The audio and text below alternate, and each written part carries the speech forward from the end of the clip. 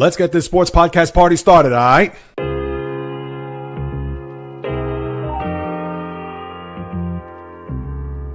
The J Reels Podcast.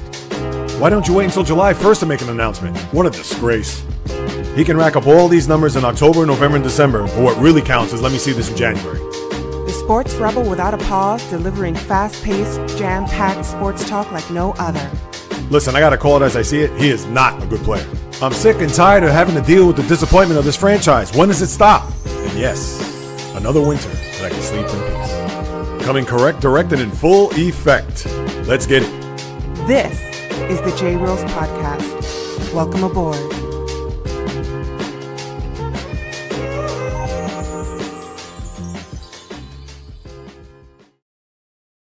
What is happening, my good people? Greetings.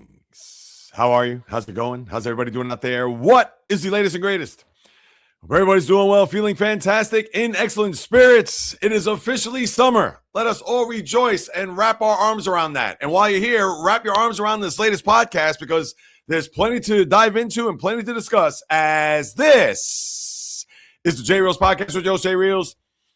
For my first timers, welcome aboard. And for those who've been banging with me going back to the very beginning, somewhere in the middle, even as early as this past Thursday, I welcome you guys and gals back. And who would have thought you had a lot unfold here in the world of sports over the weekend, including a shocking coaching hire in the NBA, which I'll get to, a surprising trade in the NHL, which reunites two brothers.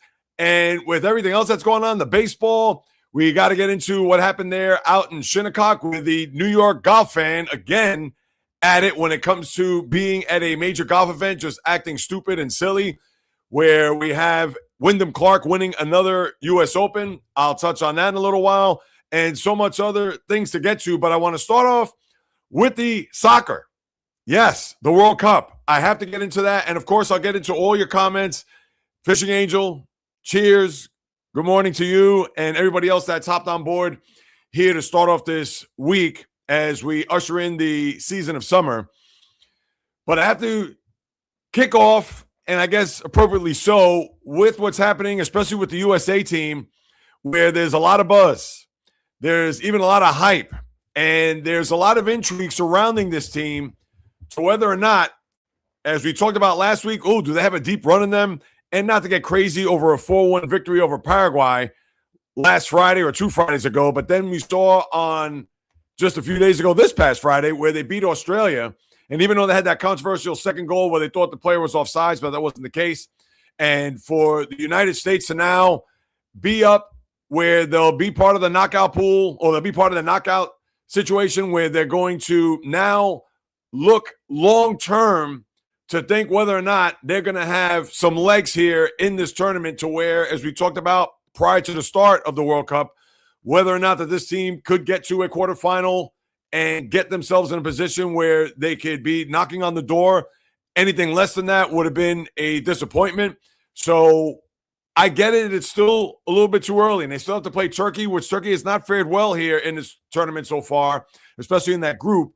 So the U.S. right now is sitting pretty.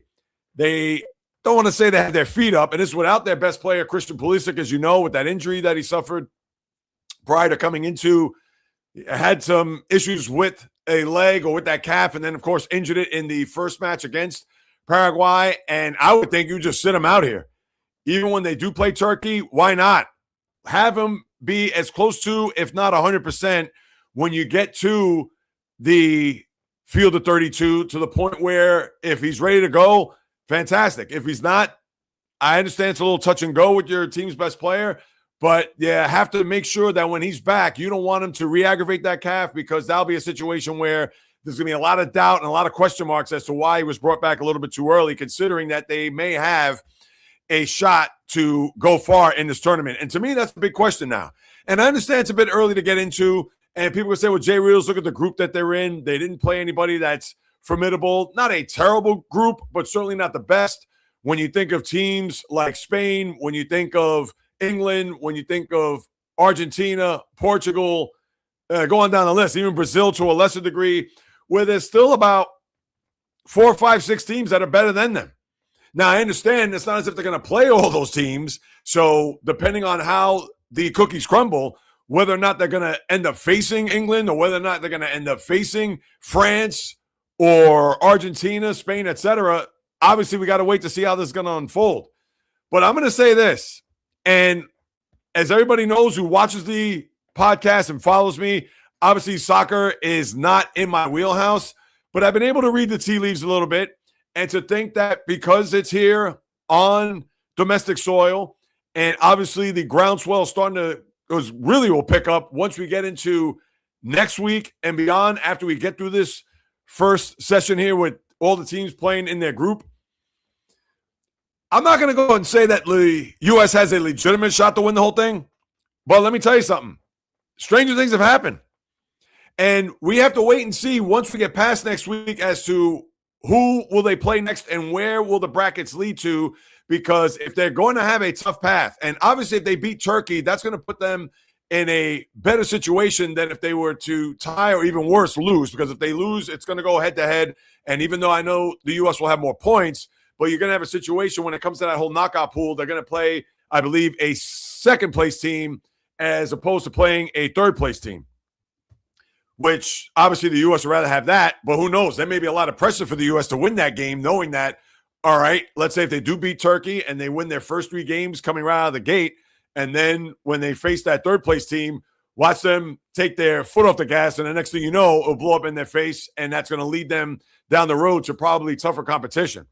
But listen, I'm not going to say that the U.S. has no shot. I mean, I'd be silly to even say that, and I understand that historically the U.S. has not had a lot of success here in the World Cup, but because of what I've talked about dating back a couple of Thursdays ago, knowing that this team is cohesive, they're together, and their coach obviously is phenomenal. I've heard nothing but great things about their head coach. I can't pronounce his last name, so forgive me, I'm with these last names, but this, although early, and I'm not going to come on here to think that, I got the red, white, and blue pom-poms to think, USA all the way. No. That has to be tempered a little bit. And that's not to say that they can't go on a deep run or get to a quarterfinal or beyond that. I wouldn't be surprised at this point. But the pressure will mount. And I talked about that on Thursday's podcast, to where if they continue to win, all right, they beat Turkey, fine. When we get to next week, that's when, to me, the tournament's going to really begin for the U.S. And it's not to say that it didn't begin 2 Fridays ago when they beat Paraguay, but knowing that they could come out of this group 3-0 and knowing that they could be a force heading into next week and beyond, I'm not going to underestimate the momentum, the confidence, and I get it, even the competition where it's going to get stiffer from that point on, but why not them?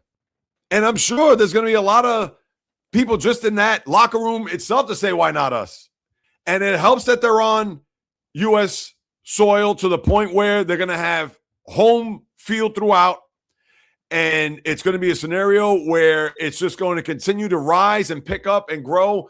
And I don't want to compare this to the USA men's hockey team. That's different because, of course, that was played in, Milan, the Winter Olympics. So this isn't a situation where it was played here in the States to where everybody's going to really rally around the team. And, of course, once you got to the gold medal game, that's when everybody watched. And, of course, the U.S. won. But now, with this being a situation where other than baseball, there are no other sports that are around, it's a scenario where the soccer right now is taking a life on its own. Although, from what I've read, that a lot of the participation as far as the attendance goes in some areas, not everywhere, but especially in the New York, New Jersey area where MetLife, and I'll have a game here today, which we'll go through the schedule in a bit, but it's not been a thing where a lot of fans have flocked here to the tri-state area to get out to MetLife, as I talked about weeks ago, where you have to have that premium parking, which is $275. They're not allowing cars and just a bunch of people who are trying to get out to the stadium. They can't just park leisurely. And we all know about the train scenario where they're going to pay $100 round trip, which is a disaster. And I'm sure it's turned the fans off. And based on from what I also read, that a lot of fans from other countries have not flocked here, especially to New York. And you would think tourist attraction, it's New York City. Even then, it hasn't been a lot of the crowds and a lot of the participation that we would have thought people coming from other countries that will be here. And obviously with the tourism and with everything that's happening from Midtown just to get to MetLife, I'm sure they heard about that weeks ago to think that, no, you know what? I'd just rather watch it on TV or just stay home. Or if I'm going to come to the States, maybe I'll just make it a trip, but I'm just not going to flock out to the stadium.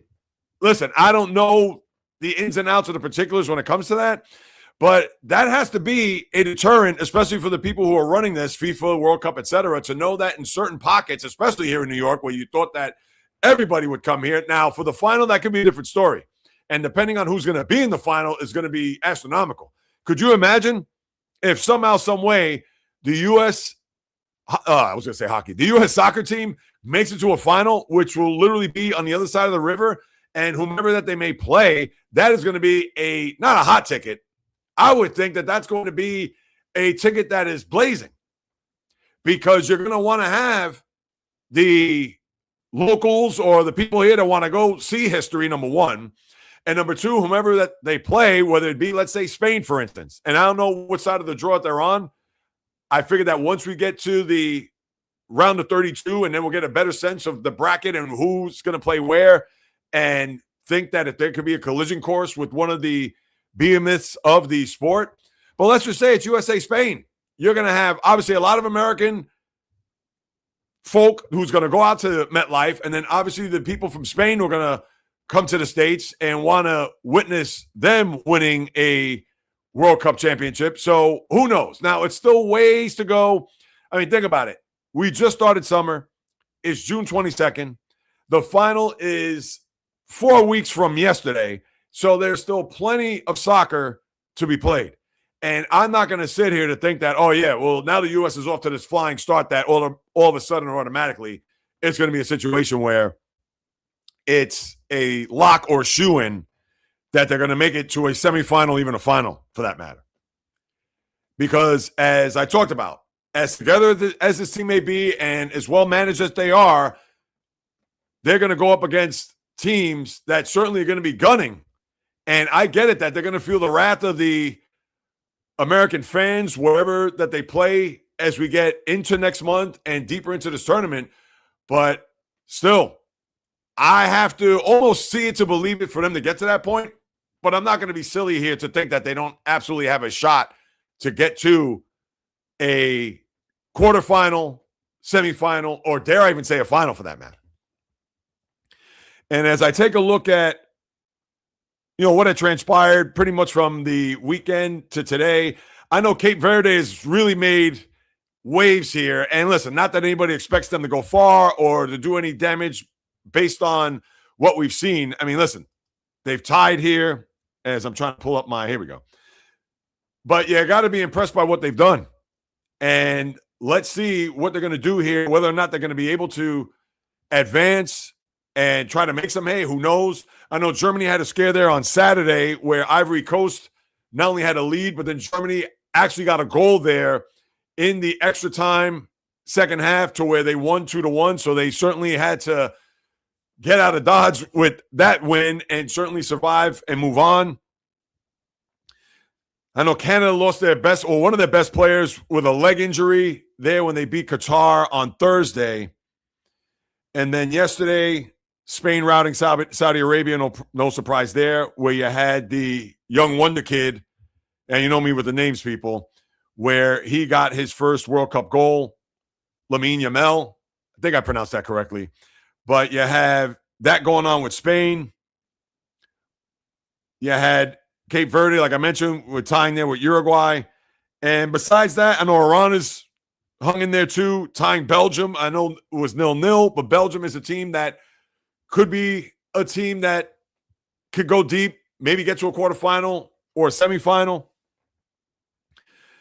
Sweden getting blown out by Netherlands. And other than that, not many other surprises. I know Spain had that tie early on in early last week. So they made amends there, at least with their country and their fans, by beating the Saudis. But as we get to this week and today, before we get to Thursday's podcast, of course, now today you have, just like you saw last Tuesday, where you have big teams playing, including one over at MetLife where France is going to play Iraq at 5 p.m. You have Argentina and Austria. That's 1 o'clock there, and that's in Jerry's World down in Dallas. The France-Iraq game is in Philadelphia at Lincoln Financial. Norway with Erling Haaland and Senegal, they'll play tonight, 8 o'clock there at MetLife. And then the wrap-up at Santa Clara is going to be Jordan and Algeria, two teams that you would think will be long gone before you know it.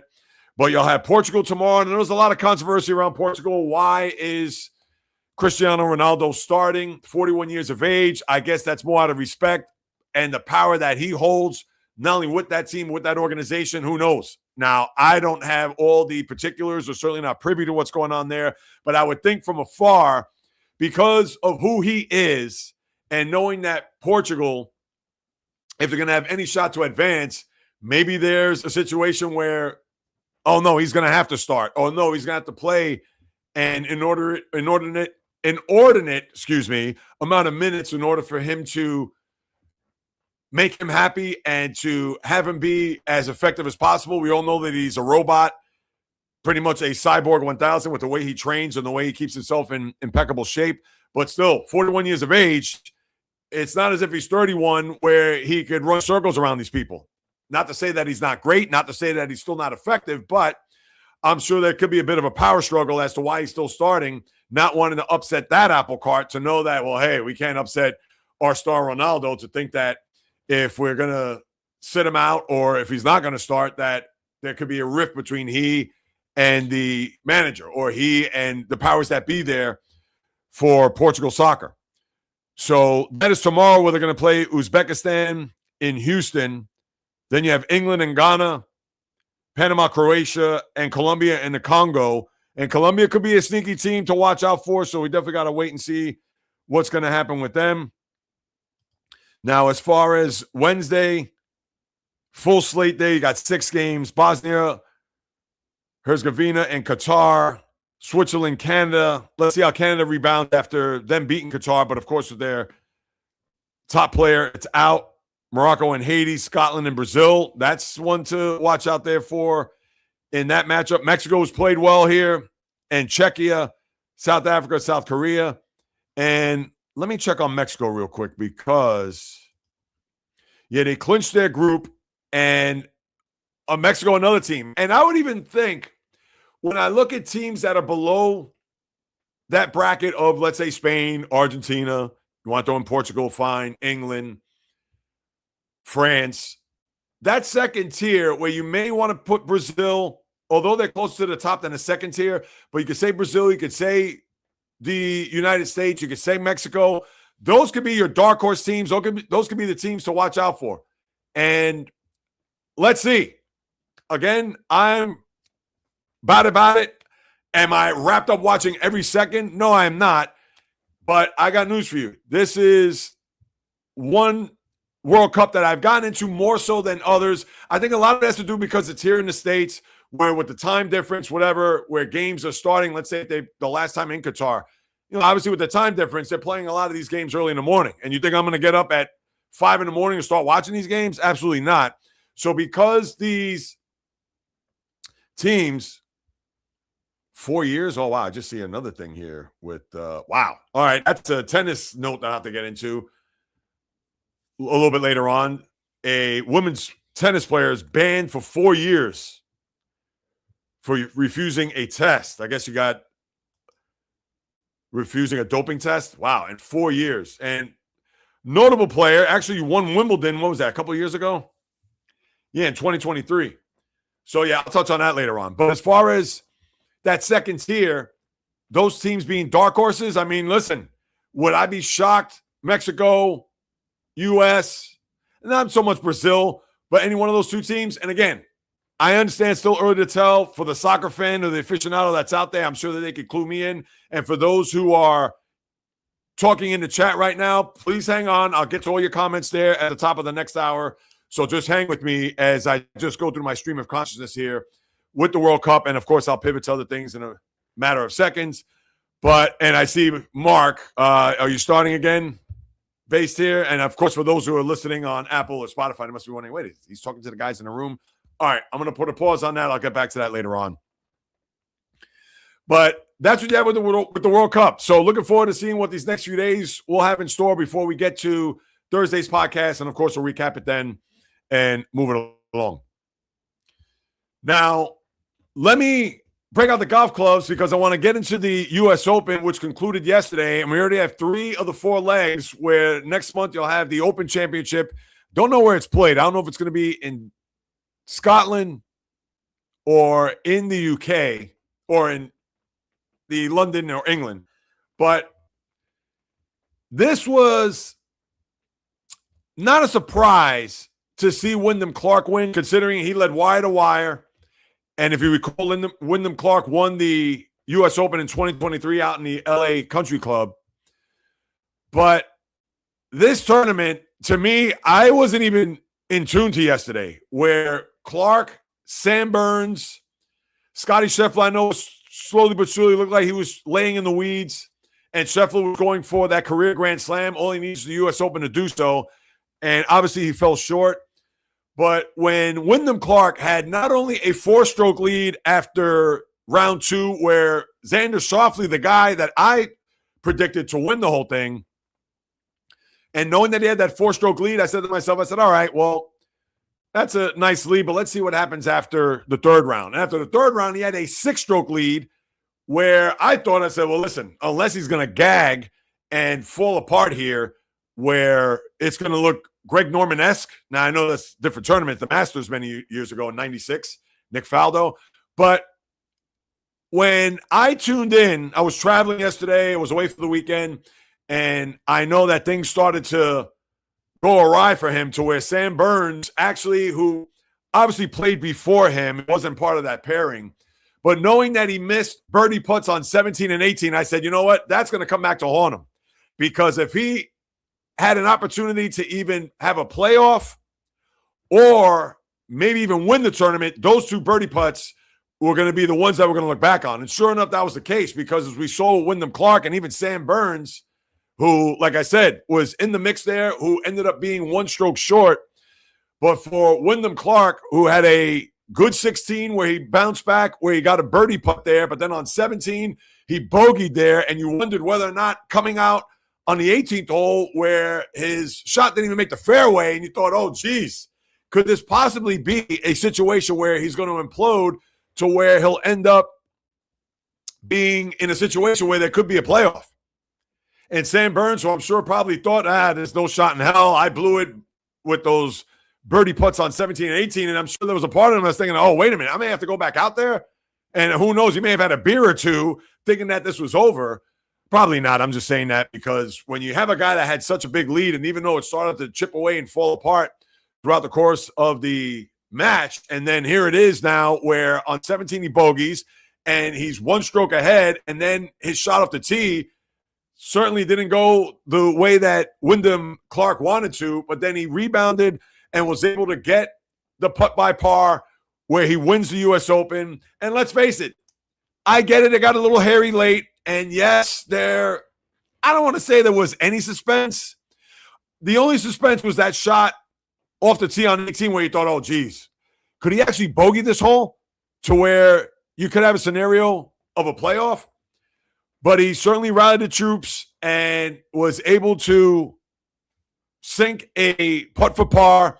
And remember, the prior hole, I believe that putt for par, no, he actually had a putt for birdie. 6 feet, missed that. And then the closer putt, he missed that also. So he had a shot to go 2 strokes ahead, missed that. And then just to get the other putt for par, missed that one. And that's what you thought, that shot off the tee on 18. Oh, no, this can't unravel right in front of our eyes.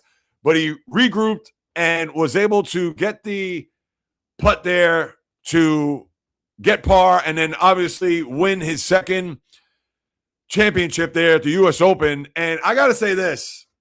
I know Scottie Scheffler, like I mentioned, laying in the weeds, and Scheffler performed well, although yesterday not too. As I pull up the scoreboard, let me just double check. Because yesterday, I think he went,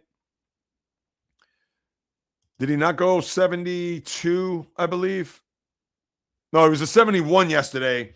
So although in the 2nd and 3rd round, he got himself back within striking distance, but then yesterday was at a +1 and was even for the tournament. And like I said there on Thursday, this was going to be one of those tournaments that, similar to last year at Oakmont, where J.J. Spawn, the winner, won by one stroke and he was one under. Here you had Wyndham Clark for the tournament and at -4, Sam Burns -3. So certainly not in the double digits that we've seen in other tournaments, and particularly the Masters. Usually the Masters, that's a course that everybody's looking forward to. It's the first golf major of the year. So you're going to have a lot of 12 unders, 13 unders, etc. But here, Wyndham Clark, who was consistent throughout, and listen, he deserved to win it. Granted, things got a little dicey there at the end, but for Clark to win, and here's what I'm going to say about the fans. We saw last year at the Ryder Cup how, and again, it was U.S. versus Europe, so there's going to be a contingency of fans that are going to boo and heckle, which they did with Rory McIlroy and Shane Lowry, and you even had the MC, I forgot where they found her, but they're egging on and trying to chant, F Rory. I mean, seriously, this is what we're doing? But that's the Ryder Cup. It's not a major tournament. Fine. But what happened? Did you have stragglers from the Ryder Cup go to Shinnecock to where they were heckling Wyndham Clark? They did not want him to win. Everybody was rooting for Scottie Scheffler. And even Scheffler said in the post-interview match, wow, listen, it's great to get this support, but I was surprised that there were some boos and heckles and so on and so forth, especially for a guy like Wyndham Clark, who, I get it, he doesn't move the needle. He's not on a lot of people's radar, despite him winning a U.S. Open there 3 years ago. But seriously, they even had a fan had to get thrown out because of heckling, I think on one hole. What was it? And, of course, I wasn't watching this live, but just reading up on it. And it makes me think, come on, guys, seriously? Well, now all of a sudden a golf fan wants to puff their chest out and be a rabid golf/Northeast. And I get it. There's a reputation for the Northeastern fan, more so in Philadelphia, which I could get into a little bit later on. More so in Philly than New York. But, of course, New York's going to have their fans, and they're going to be vociferous and obviously do whatever they can to get under the skin, in this case, of a player on the golf course. But, I mean, come on. Can we have a little bit of decorum, a little bit of class? I can understand once the follow through and you're going to say a couple of things. And even then, golf is different. This isn't going to a football game. This isn't going to a baseball game, hockey game. It's not like that. This is golf where it's a lot serene. And yes, I can see as the player off the tee, there's going to be some claps, or where they sink a putt, where there are going to be some claps or maybe some boos, whatever it is. But after that, that's it. No yelling from the back. No, I mean, it's, I can't stand that. And people can say, oh, they paid for their tickets, so on and so forth. But the golf fan is a different type of fan. Golf fans not going to a major tournament to start booing, heckling, or putting up signs. Not that there were signs, but that's my point. Where if you're going to go to a arena, football stadium, whatever, and you want to boo the opponent, fine. But the golfer is that close. And I understand the NBA, the court, proximity to where if people are going to heckle and boo and behind the free throw or behind the basket during free throws, it's different. Golf doesn't breed that type of fan. And that's not to say that the golf fan has to be prim and proper and their hands crossed and, act accordingly. I get that too, but I mean, seriously, you're going to have fans getting thrown out of a golf. This just, come on. And this only happens in New York. You didn't see that happen. Augusta, you can't even do that. You can't even carry a cell phone at Augusta. You can't do certain things at certain major tournaments. And here in New York, it's just like, well, hey, let me get liquored up. Let me boo Wyndham Clark. I got nothing against the guy, but I don't want him to win. Oh, stop. So that's just a terrible job by the fans there. And listen, I don't know when the next round, because whether it's going to be Winged Foot and Mamaroneck, where we've seen U.S. Opens played there, I don't know when the next time they're going to be here in this area for another major tournament. But I tell you, New York doesn't look good here, considering last year, September with the Ryder Cup, and then now here with the U.S. Open with the fans. I mean, geez. I don't know what to say. But that's what you have there with the golf. And obviously we'll have the Open Championship, was the final Grand Slam of the year, which will be next month there in the middle of July. All right, now let me turn my attention. You know what? I'll get to the NBA now because of the big news that it transpired. Let me just make sure I got everything there. Yeah, Wyndham Clark. Yeah, I talked about everything with the World Cup. All right, I don't want to make sure I missed anything from some of the things I jotted down earlier. All right, I'm going to get to the NBA. I know tomorrow's the draft, tomorrow and Wednesday, and I'm going to get to that in a minute. But today was a shocking coaching hire where the Dallas Mavericks hired Dusty May, the Michigan coach, who, of course, was coming off of a national championship. And I thought Dusty May actually signed an extension after winning a national championship. But based on what I read, and I know my guy J-Rod's in the room. Shout out to J-Rod, of course, huge Michigan fan, football and the basketball team. But I thought that there was an extension on the table to where it looked like Dusty May was going to stay. A lot of the players from last year are going to be there this year. In fact, they're one of the top few teams that are going to be in the running for another national championship, you would think. Too early for preseason polls, that's for sure. But for May to leave for the NBA, it's a bold move by the Mavericks. I think it's even a bolder move by May, and for this reason only. A lot of the college coaches that when they take that leap, especially off of some success, and of recent note, you think about John Beilein when he went to the Cleveland Cavaliers, and we know that that didn't go well for him. Prior to that, we could talk about Brad Stevens, where Butler went to back-to-back national titles games. They didn't win the national title, of course, but for him to go to back-to-back Final Fours and getting to a national championship game, and then for Danny Ainge to pluck him to be not only the head coach, but now, of course, currently the president and VP of basketball ops there for the Celtics. And I guess the Mavericks, who are not owned by Mark Cuban anymore, it's the Dumont family, Patrick Dumont, and they probably felt like, you know what? Let's go here to get our guy who could be here, and I believe he signed for 5 years. I don't know what the terms of the deal as far as money goes, but the thing with May is that now you're going in from the frying pan into the fire, and I get it. It's a lucrative deal. I'm sure he's probably getting, if I had to guess, at minimum $8 million a year, and I don't know what he would have gotten at Michigan if he signed that extension. It's not going to be cheap. I would have thought, I'm sure that Michigan would have paid him handsomely. But was the money that enticing? Because the NBA is a different animal. And even with Stevens, I understand he has some success there, especially once they drafted Tatum and Brown, where he made a couple of, or actually 3 conference finals. Never got to a final, as you know, before he went to the front office. And then with Beilein. And yes, you could talk about, well, hey, J Reels, what about Billy Donovan? But he was far removed from his time when he won at the University of Florida before going to OKC and then obviously with the Bulls. So it wasn't a scenario where Donovan jumped ship from college to the pros like Dusty May has done. And here's the thing. When I look at this team, the Mavericks, that is, I would think that this is going to be a massive overhaul. Obviously, has Cooper Flagg there, the centerpiece of it all. Now, what's going to happen with Kyrie Irving? He's going to have a college coach now come in, and we know with Kyrie, when he had Kenny Atkinson out in Brooklyn, and not to say that he was the mastermind behind it, but we know between he and KD trying to get him out to bring their guy in, which was Steve Nash, really he's going to now listen to a college coach, his first NBA job. And listen, he was successful in college, FAU, the whole 9. We get it.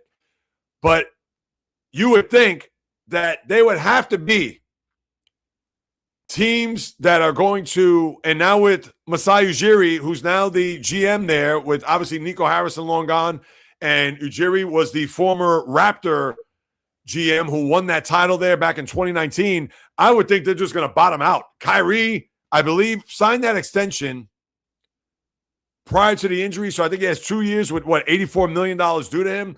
I would think they're going to try to find a suitor to bring Kyrie to a team that could win. Number one, Klay Thompson, I don't know. Do they cut bait? He's going into the 3rd and final year of his contract, which I believe was 3 years, $45 million. I would think that he's an expiring contract. Maybe they'll keep him to the point where he can nurture these young guys. And then I believe the Mavs have the 9th pick overall in the draft, which it's a very deep draft. Very good draft. So who knows what they could get at 9. But maybe they'll keep Thompson around, considering he's an expiring contract, and maybe come the All-Star break, they could ship him to a team that's a contender or a team that could certainly use his services. And listen, Klay Thompson, he's definitely on the other side of the mountain and deep into the back nine of his NBA career. No shade. Let's just call it as we see it. But I would think that with May going to Dallas and with Ujiri reading the tea leaves, he's going to have to get rid of these veterans. Maybe not Thompson, but I would think Kyrie, he's going to have something in play for him to be sent elsewhere. Because if this team is going to really bottom out and start from the ground up with a new GM and with a head coach that has no NBA coaching experience, albeit winning a college championship just this past year. But yeah, how much is he going to bring as far as having to deal with multimillionaires and veteran players? And they might as well just back up the truck, get rid of whomever they can, start anew with a young core led by Cooper Flagg, and away we go. And get their 23 to 29 wins this forthcoming year and just build from that point on. And that's all there is to it. It's probably the best landing spot for a college coach. I understand they got to get rid of these veteran players, or at least the one in Kyrie.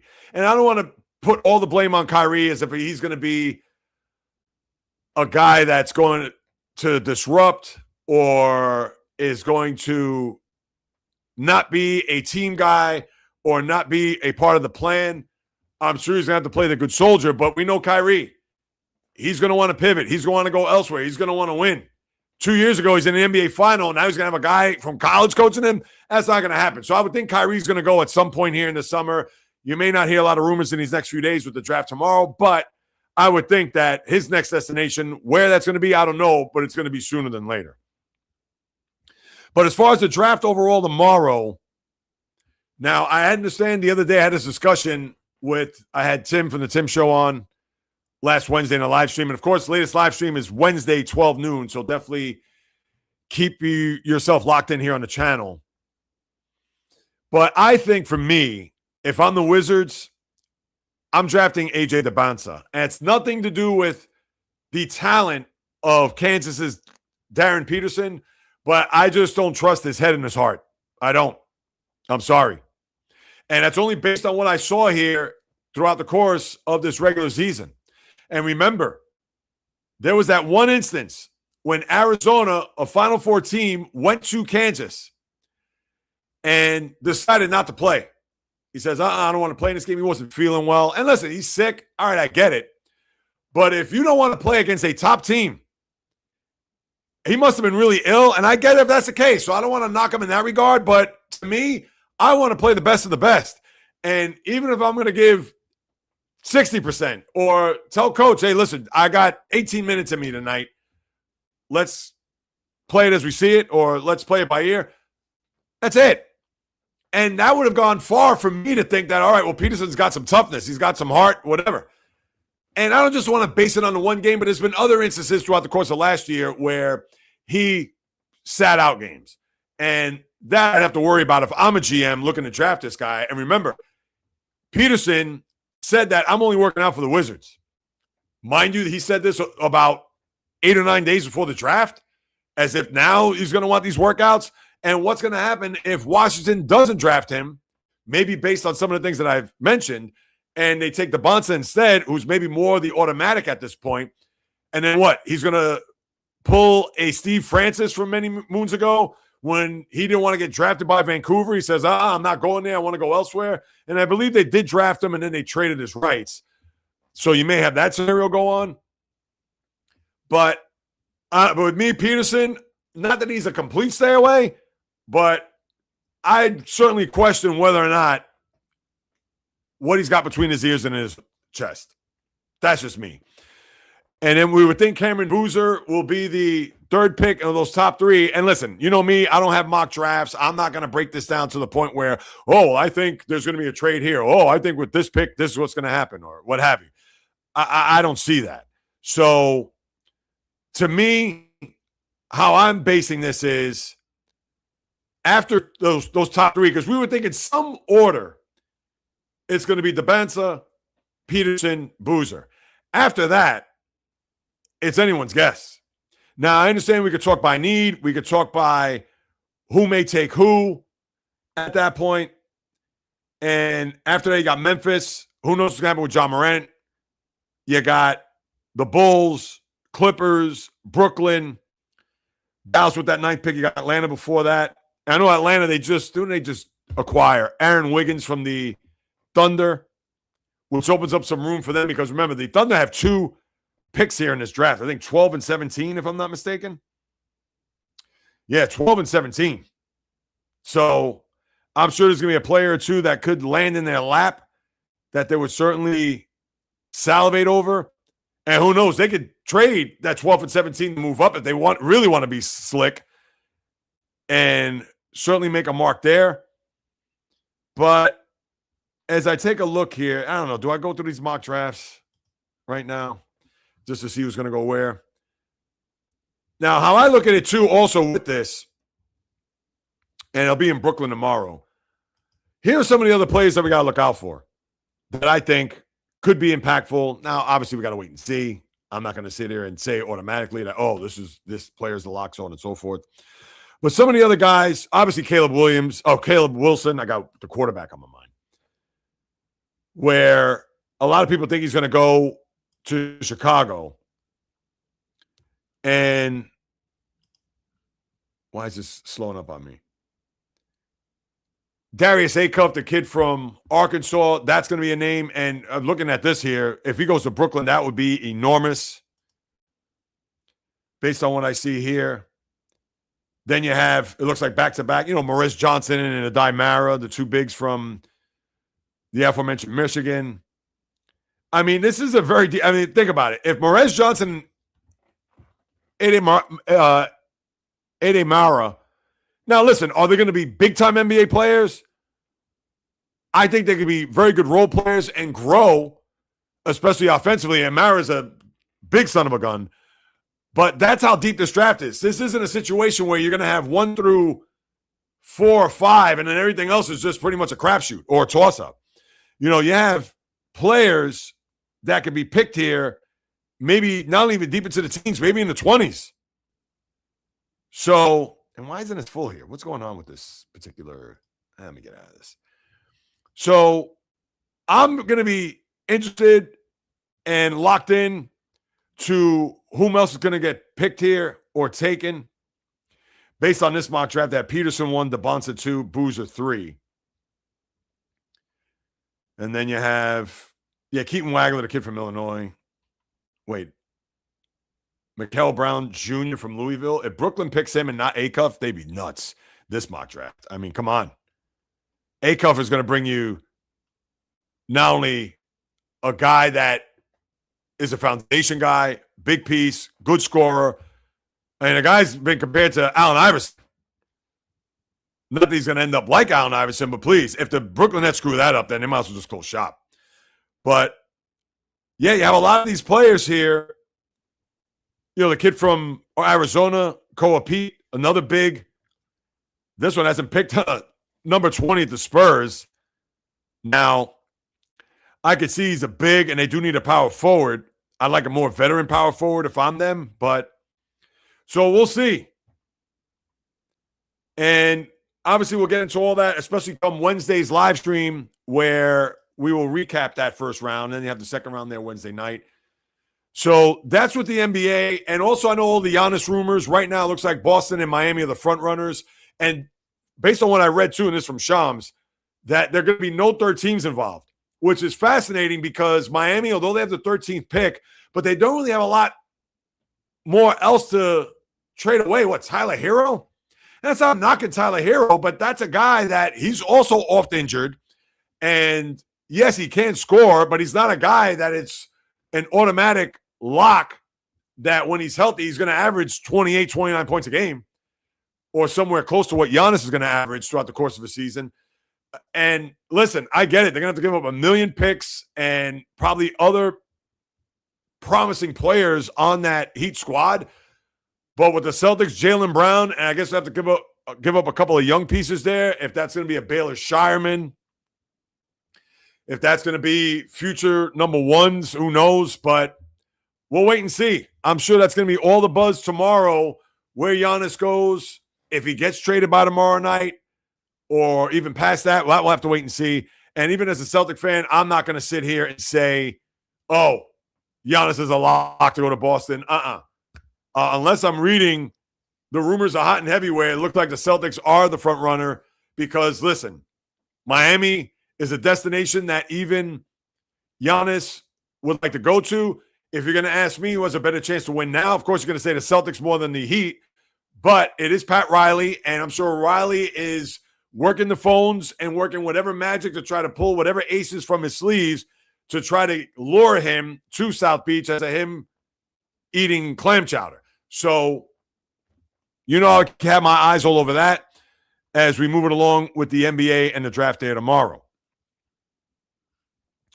Now, you know what? Let me get to the NHL real quick because I do want to bring this up, and this is rather quick. And the NHL draft, I believe, is on Friday. It usually is technically Friday. Let me just double check that. So I believe it's the 26th, and it's in Buffalo. Yeah, 26, 27. So I'll talk more about the NHL draft on Thursday's podcast. But they had a big trade in the NHL as I was on my skates, take off the high tops. The Florida Panthers acquired Brady Tkachuk, the brother of Matthew Tkachuk, 2 years younger. He's 26, Matthew 28. And it was a big haul. They had 2 picks in this draft, and they also made a trade with Seattle, Florida, I believe Saturday, where they got Seattle's number 1 pick, which I believe is that pick at 9. Let me double check that. I think that's 25. Well, I know they sent Seattle's pick and their own pick, the Panthers, to Ottawa for also, I believe, a second-round pick next year and another number 1 pick, I think, in 2029. And you can say, wow, that's a massive overhaul for a guy who, listen, Brady Tkachuk, excellent player, reunites with his brother. Obviously, they play on the USA team. And I got to give it up.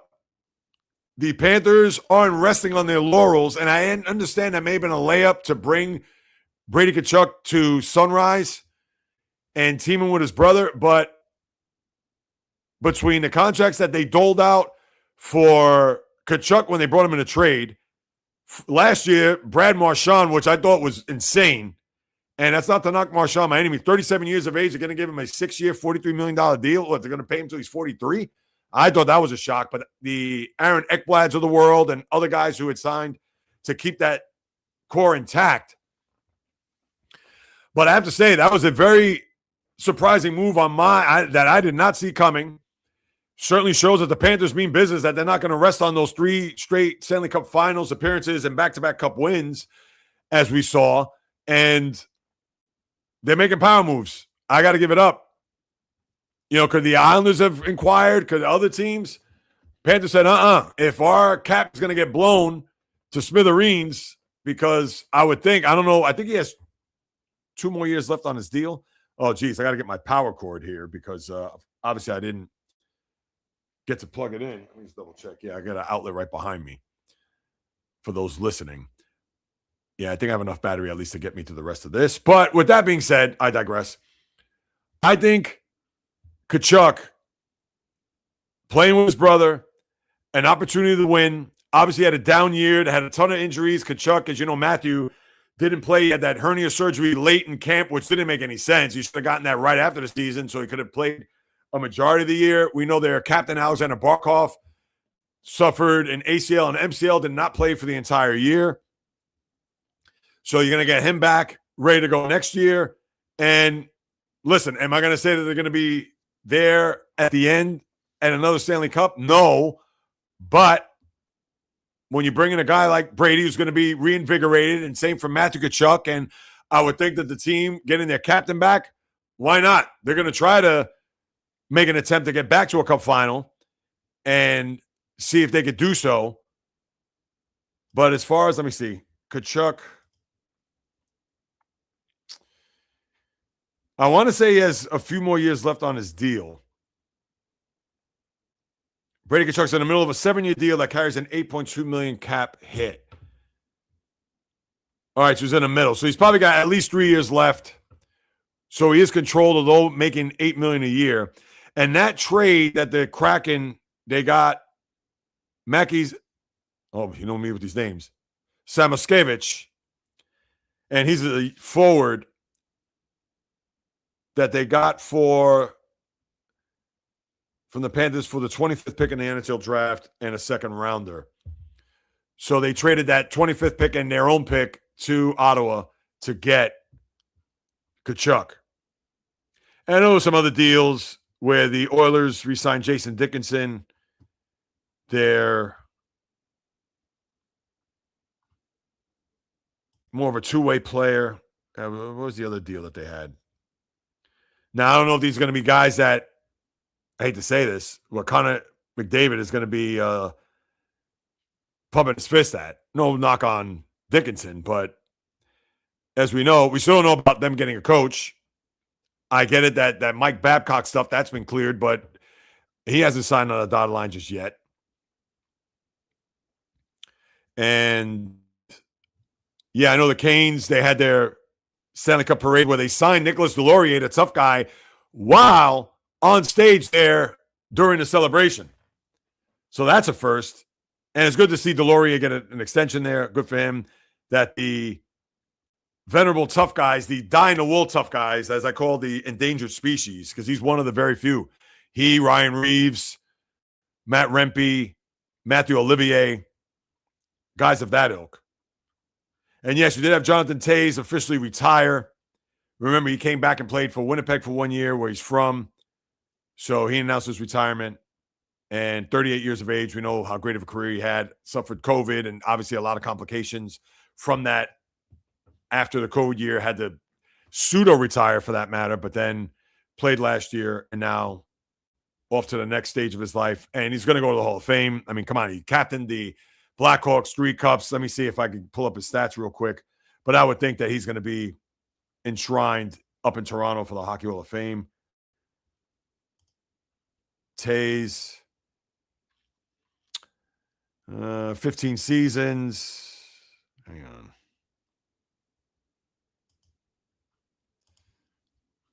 No, my computer's bugging out because, of course, my battery. No, let's get this out of here.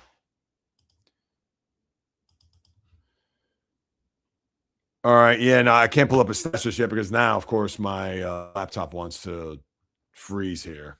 So that's a problem. And I'll get my what's called in a minute. Can I even pull up the standings here? All right. So that's what we got with the NHL. All right. Let me get into the batter's box real quick. Some baseball news and notes. And there's not really much to get into.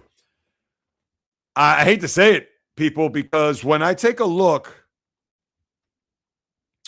at the little fanfare that we got here for baseball, everything's pretty much status quo since the other day. We're approaching the halfway point of the season. A lot of teams have played 78, 77 games. And by the time we get to the end of the week, certainly by the beginning of the weekend, you're going to have teams that are already going to play half their season already, which is, I mean, it's mind-boggling to think. I mean, how fast time flies. But not much to really get into. The divisions are still the same. Yankees still lead the Rays now by a game in the loss. Guardians have overtaken the White Sox, tied, but they have a game in the standings. Seattle, the same with the Athletics. Braves, 7 over the Phillies. The Brewers, who lost 2 out of 3 in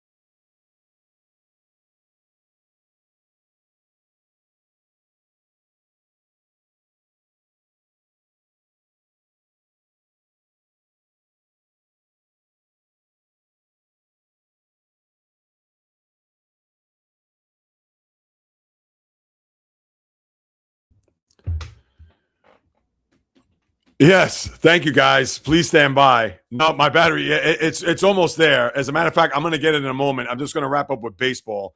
My apologies, people, because for whatever the reason, I have this on my Google Chrome, and it was one of those things where it was asking me to force quit, and I didn't want to force quit that. I was force quitting a few other tabs I have here on my laptop, and for whatever the reason, it got locked, and therefore it caused a pause on the stream. So my apologies for that. So let me continue here. I'm sure I'm back again. Give me a thumbs up in the room if you see me and hear me clearly. So my apologies there. Let me see how much with the battery I got. All right, I got 22%, so I can hang in there at least till I get to the comments. So back to Devers. I was talking about Rafael Devers. So Devers is shooing away the pinch runner, and the pinch runner standing there dumbfounded to where he's already been announced by the PA, where once the players announced to take over for Devers at first, that's it. Devers got to come out of the game. And Devers, listen, I don't know what's going on with this guy prior to him getting traded in Boston. We know what happened last year, the whole, am I playing third base? Am I not? Oh, I'm a DH. I'm not playing first base. Then he gets shipped. And then he plays first base for San Francisco. And then now a situation where the manager is trying to pull him in the ninth inning. They're up or down 2-1. And listen, Devers is not Willie Wilson. Look him up. But for Devers to act that way, I mean, terrible optic. I don't know what type of relationship he has with the manager. I don't know if there's a lack of respect. I'm sure there is now. And Devers has had a down year. If I pull up his numbers, I remember looking at that not too long ago. Hopefully my, will cooperate. Yeah, and the laptop's a little warm too. So, all right. But Devers' stats for a guy that's making 30-some odd million? 11 homers, 36 RBIs, batting 238. This is a guy, and I like Devers. I don't want to pile on him by any means. I don't want to, but his attitude has gone south, and now he shows up as manager. He's a lifetime 273 hitter. I thought he was a better hitter than that. But he's certainly not earned his money. All right, he may lead the league in doubles right now, but 1136, 238. His OPS is 735. His on base is 30%. I mean, come on. He's having a terrible year based on what he makes. So I'm sorry. I cannot by any means defend. And listen, he can be upset, but not to the point where he's going to shoo pinch runners or tell his manager, I'm staying in the game. And then even covered his face with the helmet. Well, I'm sure he probably yelled into it. Maybe he didn't want to show the kids dropping F-bombs or whatever. But just terrible. Showing up his teammates, showing up his manager. Awful. And the other thing I want to bring up too, and this is for my guy J-Rod, because I know he didn't pitch. Did he pitch yesterday? No, he pitched Friday. And I don't know if you want to bear with me for a second. Friday. All right, so he did actually have a pretty good game. He struck out 8. Did not get the win. What did he pitch? 5 innings? 5 2/3, 3 runs, 7 hits. Not great. But if I'm the Tigers, you got to trade Skubal now. Trade him. And if they don't, that GM needs to get fired. Here's the $64,000 question. What are you going to get back from him? He's been okay in the couple of starts since the surgery with the bone chips. And we know that he has a big payday ahead of him, even if he does not pitch well or anything close to his Cy Young performances of the last 2 years. But how I look at it is that he got back from this surgery a lot sooner, knowing twofold to showcase himself to probably get traded out of Detroit, despite him saying that, he wants to stay here, blah, blah, blah. And I think I don't know if I pull up some of the recent comments. Maybe I'll get to that later on. But you got to trade him. And you got to get something back. I don't know what you're going to get back. He's a rental unless the Tigers are willing to pay whatever is left. Because remember, he won that arbitration case, which I believe he's getting paid $33 million. So maybe if they pay the rest of this year and at the team that's going to trade for him, they'll have to give up more for him, although he's going to be a rental. And at least you get something for nothing. Maybe you get a high-level AAA prospect and maybe a mid-level AAA, or maybe a high AA and a mid-level AAA, whatever it is. You got to get something. His stock isn't high, as you know. We get it. The 2 Cy Youngs, that accounts for something, but we know this business is what have you done for me lately? And if it's a thing where the Tigers are just trying to get rid of him, and even if they do pay the rest of the salary in order to get something back, that's what I would do. Because if they're going to try to nickel and dime, like, all right, well, pay 50% of the contract, we'll pay the other 50, but, oh, we want a top prospect, or we want 2 top prospects, or we want an everyday player. And come on. I mean, who are you fooling? Maybe you could call the Dodgers and say, we know your farm system is filthy rich. What can we get from your farm system to get Skubal? And we know the Tigers could pay Skubal as if, come on, they could find the money in their sofa cushions to pay Skubal. But, and not to say it's going to happen, but I would think they got to get rid of him now. And, or at least between now and the deadline next month. And that's about, 5 weeks away. So keep that in mind as we move it along. But that's what you have with the baseball. And as far as the schedule here for the forthcoming week, speaking of the Tigers, they're going to play the Yankees here to start off the week. Garrett Cole, Framber Valdez tonight. Kansas City at Tampa, Texas at Miami, Philly at Washington. Can I get on a Philly fan for a second? So I saw a video over the weekend where a Philly fan wearing a Roy Halladay jersey in left field had both middle fingers for Juan Soto. All right, you want to do that? Fine. But then he waves at him to try to come at him. As if Soto's going to run up in the stands and fight this guy. And let's just say that if he was face-to-face with Soto, would he have that same energy? Absolutely not. And I'm not trying to say that New York fans wouldn't do that. The Met fan would probably do that. The Yankee fan, any fan would do that. Because, of course, they're deep in the left field bleachers. He's flipping them off, etc. But the reason why I bring this up is because when you pay a ticket, and yes, you have a right to do certain things. And yes, I can understand you're going to flip somebody off. And we know the Philly fan are as fickle as anybody can be. But why? What's the point? You want to say, Soto, yeah, cash in on another $51 million, but you're nowhere near the postseason or whatever. You're going to start flipping and F-bombs. And listen, I'm not trying to say that I'm a prude, that, again, I go to ball games, I just sit there and I have a little hearty cheering every now and again. No, if there's a player I don't like another team, I'm going to boo. Or I'm going to say, get packing. Or if I was ever at a Ravens-Steelers game, of course I can't say this now, and I was once upon a time.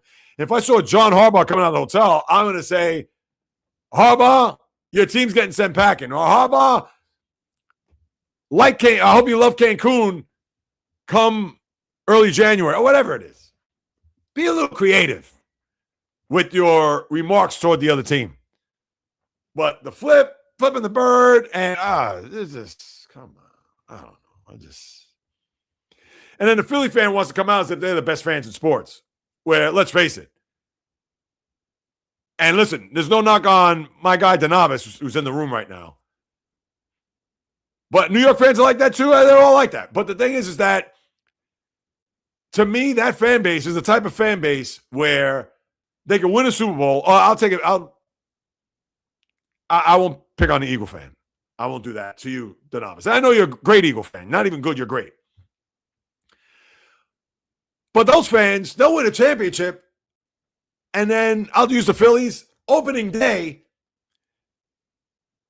Zach Wheeler gets shelled in the first inning 6-0, and they'll boo the team off the field. That's how the Philly fan is. So when I see that, I just laugh, and I just had to pick on the Philly fan who did that. I'm sure you've probably seen it with Halladay, the jersey. I've had enough. Maybe I'm fickle at this point because my team is a disaster. And again, Zip, you're in the room. Freddie Peralta, you want to talk about send packing? I've seen enough. Seen enough. And he could take Dave Peterson with him too. Seen enough. And by the way, David Stearns, you could also hop on that car and just keep driving. Keep driving. Keep driving. Keep driving. That's what I got, people. Let me get my stand pat. Let me just get my charger, and then I'll go through your comments. I know Mark Sammons has a few things to say, which Mark, but stand by and let me do that so we won't expire here while we're live.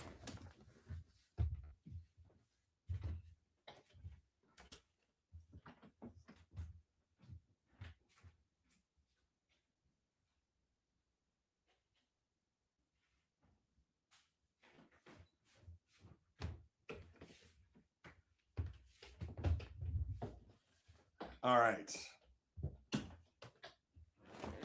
I see my guy Ray in the room. I'm sure still celebrating. And I know I haven't gotten on my Instagram. I know a lot of people got on me on Instagram when I posted the whole Brunson not a top 5 player. And obviously I didn't come correct with the top 5. And people saying, oh, look, you couldn't even discuss it, which I kind of laugh at. Yeah, listen, I admit when I'm wrong or why I didn't have my thought process, wasn't processing. But yeah, I thought that was rather funny. But anyway, let's get to it. Yes, Mr. Angel, good morning. No, we don't want to see that. We don't want to see that. That's me. Of course, bio. Yep, Dusty. Yeah, sorry, J-Rod. That even goes early this morning. Now, let me pull up the where is I got to get another comment here. Did he drop out? Oh, yeah, I don't see his comment there. Anyway, Fuqua, I don't know if you're still in the room, a.k.a. Tatsuya Mai, a.k.a. Minnesota Fats, Cowboy Bull, Dad Ships, Everyday Mets. What is it, day 47, I think? Mendoza watch? Yeah, you could take him too. Yes, Val. Swept by the Marlins. Who's better, Mets or Giants? I'm going to say they're both terrible. Maybe the Mets by a smidge, maybe, but that's not saying much. Yep, here it is. Yeah. A terrible job by Devers. It's awful. Yes, Val. Start the countdown. Where are all the comments? Why don't I see? All right, here we go. Jay, thinking about doing a live. J-Rod thinking about doing a live, doing the Yankees, Tigers tonight. Oh, is that right? Awesome. Yeah, I'll definitely, let me see, tonight. Yeah, I mean, there's not much going on. I mean, Mets may get rained out. Did I say that they're playing the Cubs? Wait, did I go through the whole schedule? I did go through the schedule, did I not?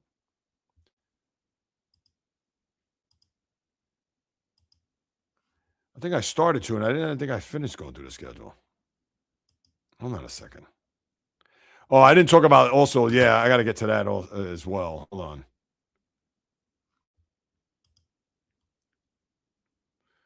MLB schedule. Oh, yeah, because I stopped at Philadelphia. So I didn't finish that, yeah. So to finish off the schedule, Houston to Toronto, Chicago and the Mets, that's going to get rained out. It's going to start raining at 2 o'clock here. Milwaukee, Cincinnati, Cleveland at Chicago, LA at Minnesota, Arizona, St. Louis, Boston, Colorado, Baltimore at LA, Atlanta at San Diego. Oh, one last thing. Speaking of Baltimore, because they played the Dodgers over the weekend. And even though the Dodgers, didn't they take 2 out of 3? No, actually the Orioles did, right? Yeah, I should have known that. I know they won yesterday. I didn't know if they won Saturday. Oh, that's right. And Friday's game was crazy how they won, now that I think about it. How's Pete Alonso doing? Last I checked, 18 homers, 52 RBIs, batting .249, which is about his lifetime average. Think the Mets could use him right about now? And that's the manager's fault? Anyway, enough. Comments. The novice. Mexico, Germany, U.S. are the only teams that clinched the next. That's right. Yeah, I forgot about Germany. I didn't mention them when I talked about the World Cup. I forgot about them. My apologies. Yeah, Germany's definitely one to look out for. IDK, I know you're probably long gone. Flag and Irvin not winning a chip. I see the same thing. John Beeline. Yep. Yeah. Soccer bizarre sport. Mark, I'll say greetings, even though I know there's been some things, back and forth. Oh, nice. J-Rod. Yeah, I'll check that out too. If you're going to, that game is what, 6:40? I know the Tigers start their games early, I believe, right? Don't they? 6:10. All right. So I got to keep in mind, even if I'm cooking dinner, if I can just jump on board, I'll make sure, Ray. Yeah, Brandon Ayuk. What's going on with this guy? Yeah, Marketa Vondrousova, can I just say that? The former Wimbledon champion, suspended 4 years for refusing doping tests. 4 years? Who also got recently suspended? I know Yannick Sinner, but for 3 months, which that was a joke. Was it Iga Swiatek? Didn't she get suspended? No. No. It's coming to me. It's coming to me. Hold on a second. Who was the other women's player that got suspended? It wasn't Swiatek. Women's. It's on the tip of my tongue. Oh, geez, I can't type. Suspended. Yeah, when it comes up, I'm going to be upset. Yeah, not Vondrousova. Yeah, that we know.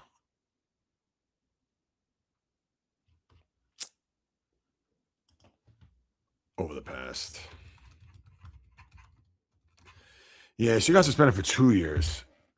Simona Halep, that's who it was. Thank you. All right, let's get back to the comments. My apologies. USA will win. We'll stand our ground. Listen, Fishing Angel, I cannot discount that. Listen, I don't think they will win, but we shall see. We're going to do a whole game raid. Nice. Good for you. People not realize USA's never won a game in around a third. Yeah, I know. Soccer people call it sport football. Well, you know what, Mark? I have to say this. That is football. When you think about it. That's football more than American football. Because, yes, of course, they do kick a football in American football. But to me, soccer is football. That I'll even have to admit. I'll be there, sir. Tiger 6. J-Rod, of course, the predictions. Cape Verde, not a real team. It's a government project. I know. Yeah, I get it because they're off an island. They have how many inhabitants? They qualified, though. But no, you're right about that, Fuqua. I can't disagree with you on that. All right, Mark. I didn't realize. Yeah, I got to skip some of these, Mark. Do Canadians even know what a soccer ball is? Yeah. Excellent point there, Jay. But they obviously do. I remember the woman and one in 99, I think is when I got pretty crazy. No, that may have been, was it 99? Yeah, I think it was 99. Ray, very good. I got to scroll some of these comments. Jay, keep it with the good content. Thank you. I appreciate that.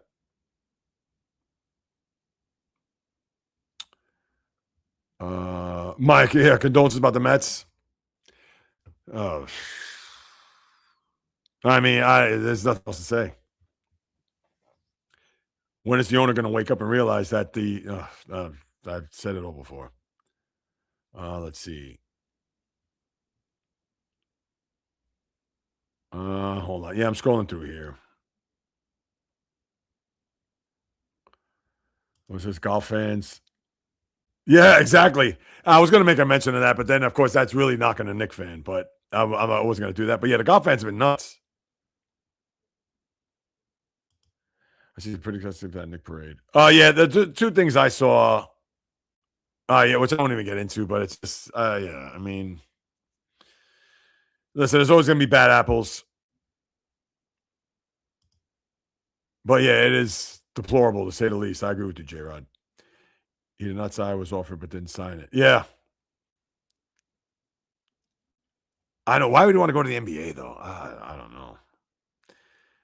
Can't because he got paid. What? Like Michigan wasn't going to pay him? What? Michigan was going to pay him $1 million and the Mavericks were going to pay him $10 million? I had a question for the host of the show. Who are the NBA champions going into next season? Oh, well, we know the NBA champions go. Who the defending champ is? That are the New York Knicks. Want John Beeline back? Yeah, no, he was great there. Ray, I know your answer came late. My apologies, because I wanted to get through all the sports in. Well, yes, that is the Knicks. If you're still with us, hope you're still with us. Dallas McMara or Yaxel at 9. Yeah, I can see that.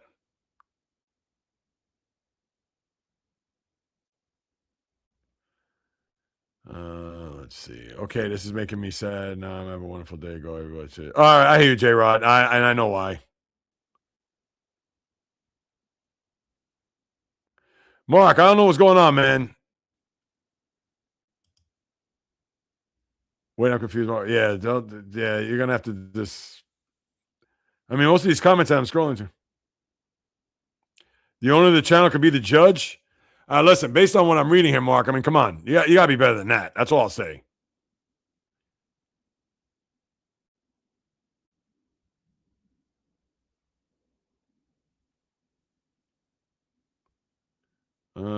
Answer 12. Agreed should be fun. How couldn't it be?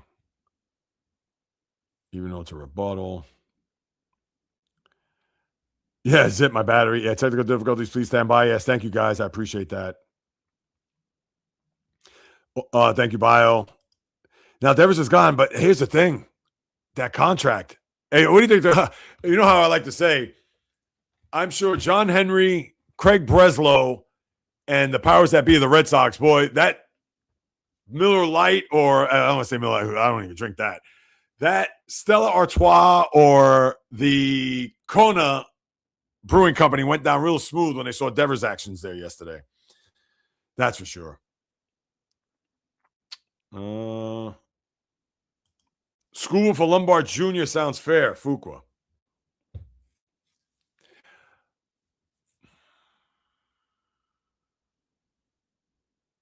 I'd still want to get more, though.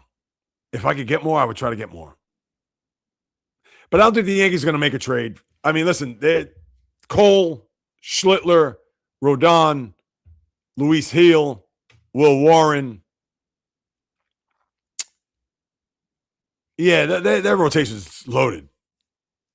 So, yeah, I don't know if they would make that trade. Yes, it is. Very good, Val. Texas 5 minutes short side of 7 packing. Yes. Shams did report that. Yes. All right, I do like what he said last week. I like him barking back in that White Sox game. Oh, yeah. I didn't see that, but did he not do that? Mr. Skubal? Yeah, it should be a good matchup. Val, yes. Yeah, Tony Vitello, listen. And it's not his fault. I mean, he's trying to get a faster runner on there. Devers, it's the 9th inning. Devers didn't want to hear it. And I don't know. You wonder if there's any disciplinary? Mike Schmidt and Lenny will clock him. All right. I don't even see Ryan Day walking down. Oh, if Ryan Day walking down the road, I'm sure you probably want to say a few things.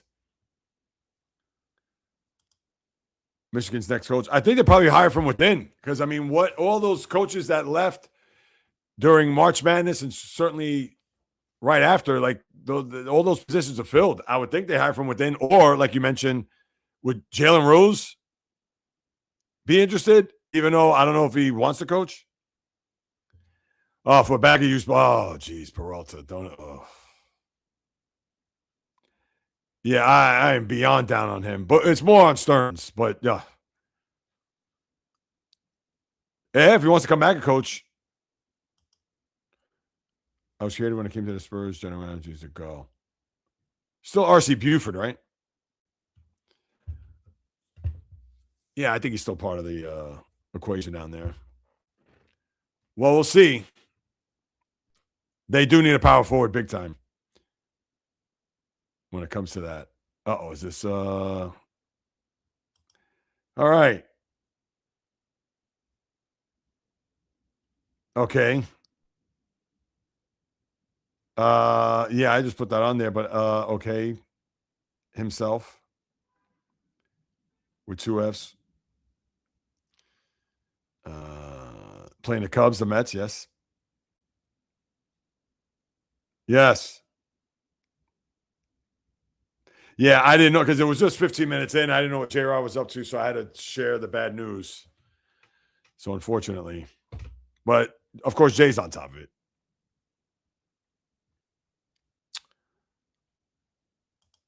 Yep. Yes, yes, yes. How long do I think Mendoza has? Listen, at this point, who knows? I mean, Stearns, he was stout. He says he's not going to fire him. And it seems like Steve Cohen is leaving it up to Dave Stearns. I'm sorry. If I'm the owner of this team where I've shelled out $385 million of payroll for this year, somebody's got to go. If I had, how long? All right, they play the Cubs now. And who they play after that? I should know the Mets schedule. I haven't been on, I have not been on top of it. I'll admit, because I've been very disappointed in this team. The Mets will follow up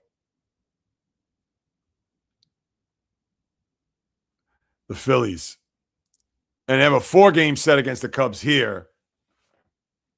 And 3 against Philly. I got news for you. If Chicago takes 3 out of 4, and if Philly takes 2 out of 3, or dare I even say sweep, I mean, if he's not going to go then when is he going to go? At the end of the year, probably. And Monday, they're in Toronto. I don't know. At this point, Ray, it's probably going to be the end of the year. As crazy as that's going to sound, because they're going to keep losing, but they're not doing anything about it. Yep, the city of Walking Dead, Fuqua, 100%. It's a long year for us, Val.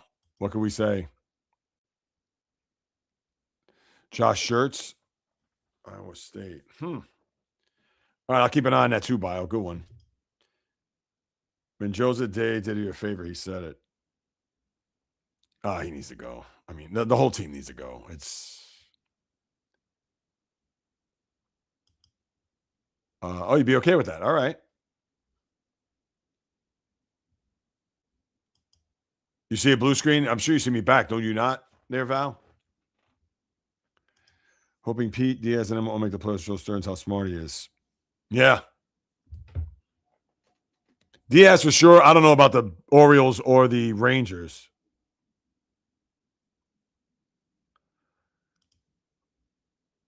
Who would you get to manage the team? Well, I've said this the other day. It's not going to happen. I'd like to see Wally Backman manage the Mets, but to me, I think whomever the next Met manager is going to be, I would say Carlos Beltran. Go back to that well. I get it that he got fired once the cheating scandal came out, but that's long gone. Listen, AJ Hinch came back. He's in Detroit. Alex Cora came back, although fired. I would definitely consider Cora. Not for this year, though. I'd wait until the season ends. Excuse me, and then see if Cora's interested. But if it's not Cora, it's Beltran.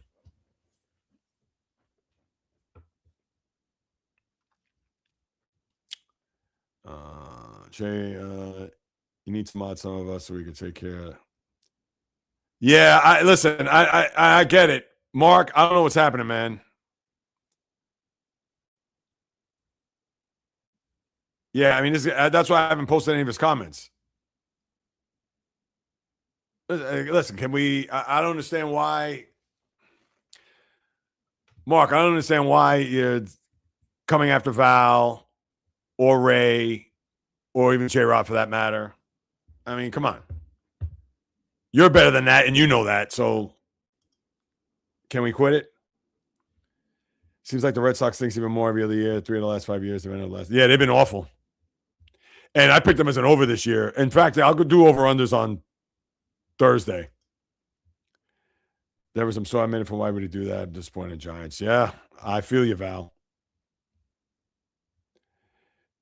It's kind of funny, but if Yankee fans wonder what life would be without Judge and Stanton, here you go. Yeah. And they played well, despite losing 2 out of 3 to the Reds over the weekend. Justin Robleski from the Dodgers pitching his way into the Skubal trade. I could see that. Is there any rumblings out there, Bio, about Skubal going to LA? Yep. I know the Marlins are now 2 games over 500. I think about this. The Marlins have now won 4 in a row, and I picked them as an over this year. They are 40-38. I understand they swept the Giants. Okay. 2 games over 500. Their payroll, if I had to guess, $75 million. Let me double check that. Marlins 2026 payroll. I'm going to say $80 million, and that would be perfect. Perfect in this regard. I'll tell you in a second. Marlins payroll.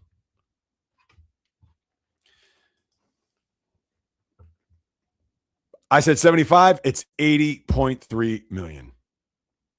29th in the league. So I think there's one team worse, which is probably Tampa. I mean, think about this. The Marlin payroll is a little north of a fifth of what the Met payroll is, and they're 2 games over 500. Digest that one for a minute. Oh, disgrace. And Mark, and then when you make comments like this, Mark, thankfully this isn't directed toward anybody in the room. Soccer, yeah, no soccer players are not successful in life. I mean, come on. No, a better one actually successful. All right, whatever that is. What, Gene Braxton? Mark, come on, man. Get back to us. I don't know about Rose. I think he coached high school, I believe. Yeah, I don't know about him either. I don't know if he's willing to coach. Oh, Ray, this is the easy one. What would I do if I'm running the Mets? Number one, fire Stearns, and if I had Steve Cohen's money, I'd fire David Stearns. I'm calling Theo Epstein. Listen, I remember we spoke years ago, and you wanted part of the team. I can't give you that, but I'm going to hire you for 3 years. I'll give you an option for a 4th. Blank check. Whatever you want. Godfather offer. He broke the curse in Boston, broke the curse in Chicago. And I get it. Those curses pale in comparison to what the Mets are going through, but it is 40 years. 4-0. I'd start there. That would be my guy. And right now, everybody on the team, except for Nolan McLean, I won't give up Carson Bench or AJ Ewing. Nobody's going to take Soto off your hands, which is fine because Soto's been good. Lindor's been hurt, so I can't trade him anywhere. But, of course, there will be teams that will line up to him, but he still has 6 more years left on his deal. Yeah, everybody else is open for trading. Peralta gone, Peterson gone, Kodai Senga gone. There's not one starting pitcher that on this Met team now that I want to keep. That'd be it. Tarik Skubal, yes. All right, you can hate soccer, Mark. That's fine. Nothing wrong with that. It was funny. I was texting you back. I came across my CB. Oh, yes. Skubal, you heard on next. He wants to be traded. Yep. 390. You forgot $5 million. Is that payroll? I thought last I checked was 385. Let's see. Hold on. No. Oh, come on. Mets payroll.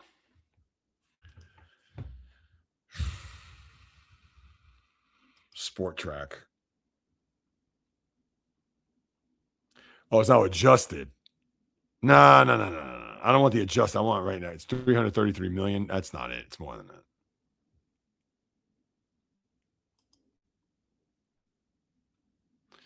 No, not that. Jeez Louise. All right, Met payroll. Yeah, this says 369. Just recently, I saw 385. I don't know who to believe.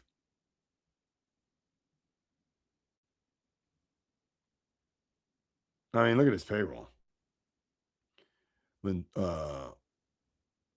51 million for Soto, 42 million for Bichette, 31 million for Lindor, 24 for Marcus Semien, 22 for Sean Manaea. How did that work out, Met fans? 20 for Polanco. How did that work out, Met fans? 20 for Luis Robert. How's that worked out, Met fans? 15 for Devin Williams. Do I even need to go there? Oh, just Mets are terrible. I don't think Stearns or Cole will make a move until the season's over. I think that's what's going to happen. I totally agree. Zip, I'm with you 100%. I mean, the Mets could lose 12 in a row, and they lost 12 in a row already in April. But they could lose 12 in a row now, and they won't fire the manager. Because Stearns knows if he fires Mendoza, he's next. So I'm sure he's telling Steve Cohen, don't worry, this is the process, is this. No. Think about it. This team, in the latter part of May 2 years ago, went on this run to a championship series in a National League where they lost in 6 games. And last year started off with the best record in baseball.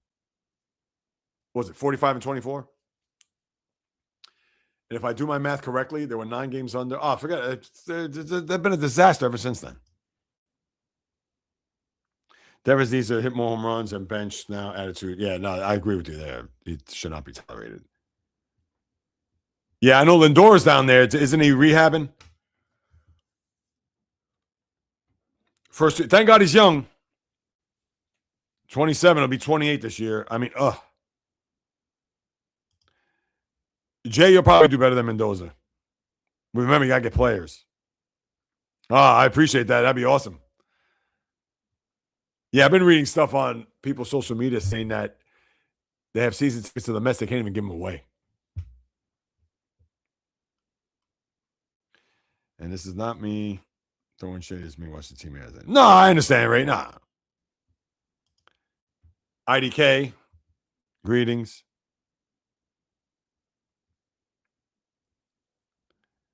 Mark, you're going to say, I'm going to agree with whatever they say? It has nothing to do with agreeing. I'm not even agreeing with what they're saying. I'm reading what you're typing in the room, and it's not right. It's not cool. Come on. That has nothing to do with that. Val and Ray here just contributing to this live stream. That's it. But you decide to, if you attack one of us, you attack all the tickets. Yeah, exactly. Why are we doing that?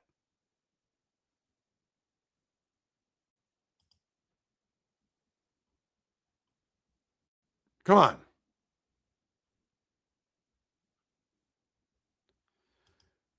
Jerry, I'm sticking up for Valby and Reed too. Yes. Mark, I don't know, man. I don't know what's going on with you. All right, let's see what we got. A name to look out for, Mets coach Dino. Oh.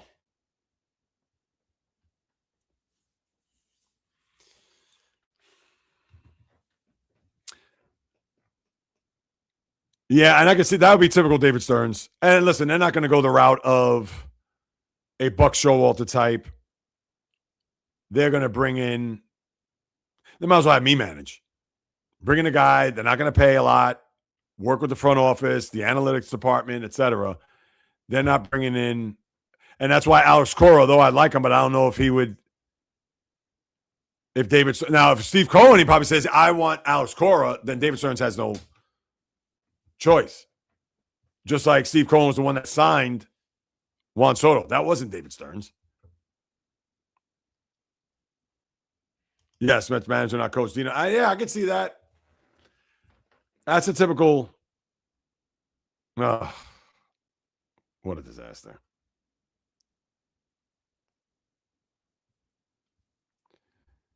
What do we got?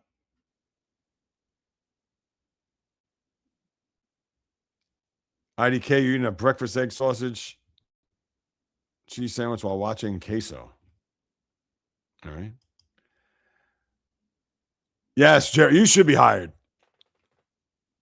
You should have the Michigan football job. How about that? He makes me so sad he wants to go to listen, I don't know what's wrong with him. 13, almost 14. No, I hear you, IDK. That's good. You got you and shout out to Miles, who's also 14, one of the youngins that hop in here from time to time. Oh, they just named us Mike Boynton, head coach. Oh, go on there, Bio. Thanks for chiming in on that one. Let's see.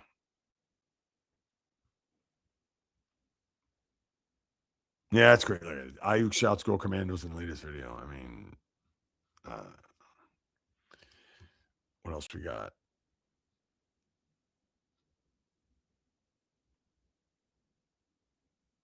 Brandon Ayuk. Yeah, name one thing.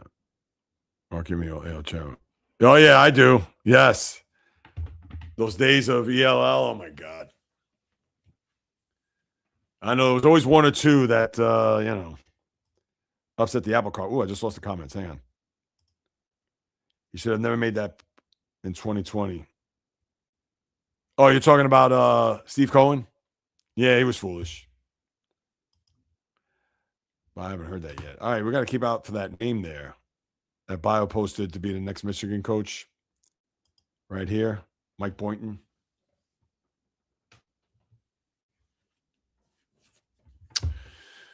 Let me see. Anything else going on? Listen, I appreciate you guys. You know that. And hanging in there despite some turbulence in the room.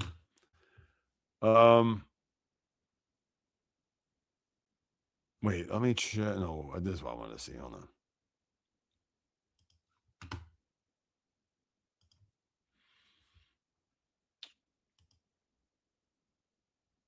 Yeah, Valdusova. Yeah, we know about that. Hold on. Where did that go?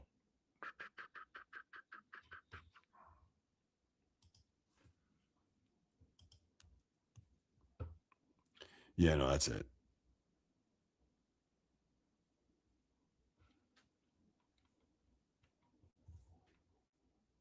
What is this? Absolutely rips the Bulls. That make me sick. Huh. All right. Yeah, that's just going to about do it, people. I don't know if there's anything else you got to say, anything else on your mind, anything else that's going on. Yeah, I'm just trying to catch up on some other stuff here. It's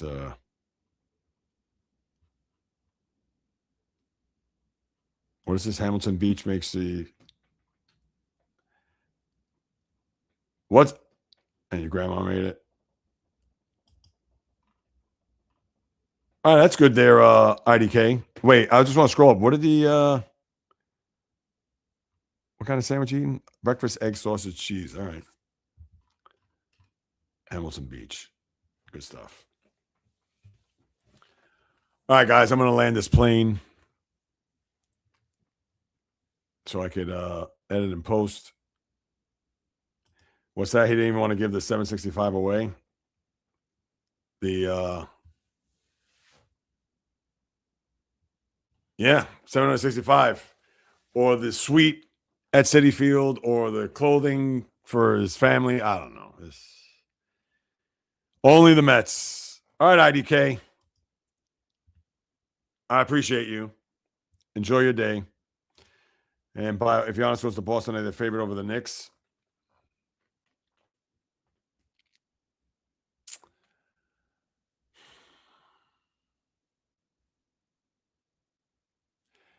It's tough because then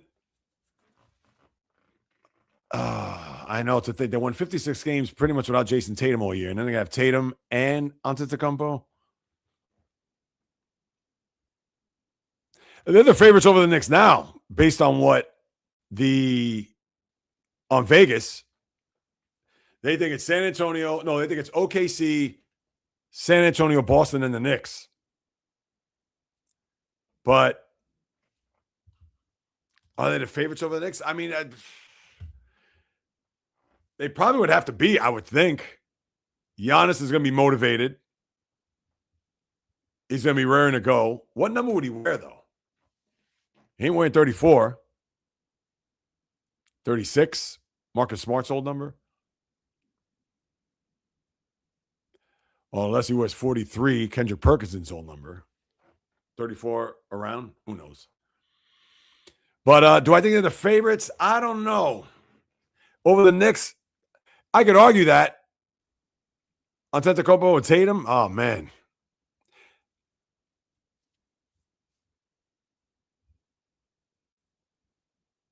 I'd argue that. You know what? I put it this way: if Vegas says that they're favorites over the Knicks now, I think they'd be even bigger favorites. So I'd say yes. And that's not a knock on Ray and his allegiance by any means. Hey, how are you? I'm good, Nova James. Can you reply me on chat because my headset's not working right now? Reply me on chat. So if I say hi, Nova James.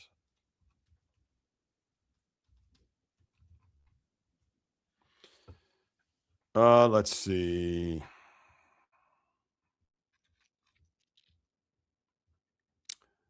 Yeah, I know we're only 2 years into the deal. I know. 2 years and 13 more to go.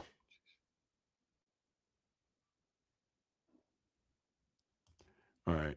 Which I think is ridiculous when I saw those odds. I'm like, come on, man, over this Vegas. Maybe it was wrong this year. Yeah, I guess they just say on paper, maybe they just believe more in the Celtics, especially if Antetokounmpo, and even before that, they think the Celtics are going to win.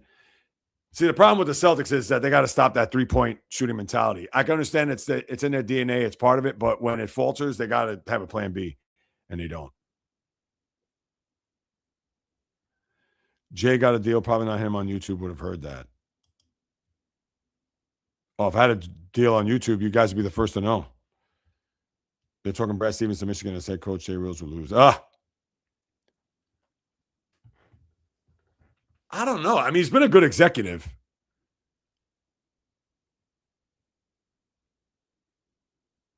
I don't know. Would you want to go back and coach college at this point? I don't even know. What's happening over, James? If you can't hear.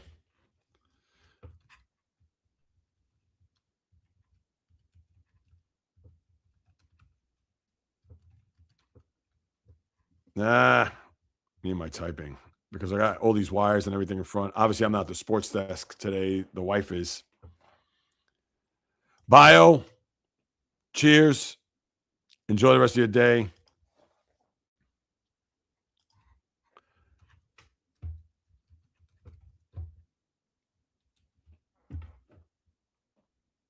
Oh, I'm all caught up. Oh, no, not yet. Mike Boynton's at the top of Michigan's list. I just seen the article. All right.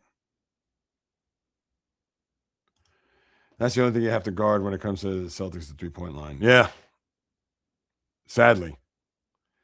Vegas odds. Spawn's just players. Nobody's repeated in a long time, so that's the odds. Yeah, I can see that. Good one there. The novice. Yeah, and that's the thing, too. I mean, I can't expect them to be the favorite. I don't think it's a situation where that's not to say the Knicks aren't going to be good or you can't repeat, but yeah. I understand one of these years, but let's see how the East in particular unfolds. If the Celtics do get Giannis, what is Detroit going to do? Yeah, I know you say Cleveland, Miami, whatever, but Indiana, they're going to have Halliburton back. All right, from Texas.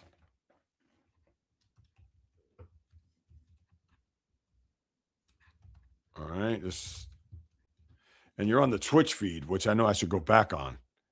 I know not many people have jumped on my Twitch, so I appreciate you hopping on Twitch there, Nova.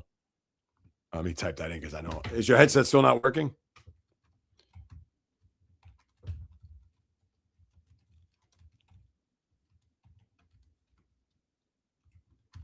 I know do all lowercase.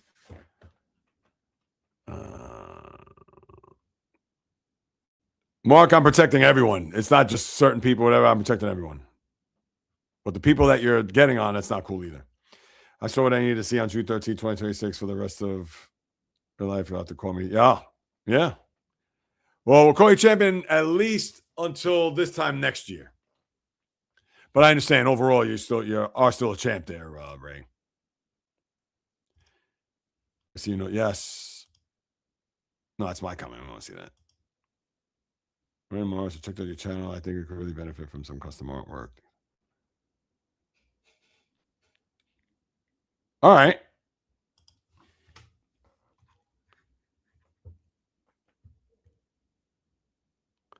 Mark saying, see me in the future. No more reaching out to me. Okay, you the boss of channel. I'll regress. I didn't have to come to that, Mark, but I mean, come on.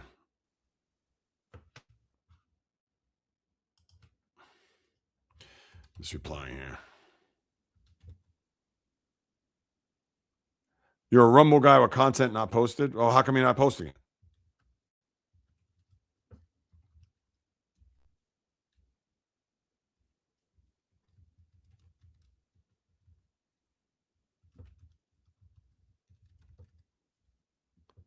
Hang on.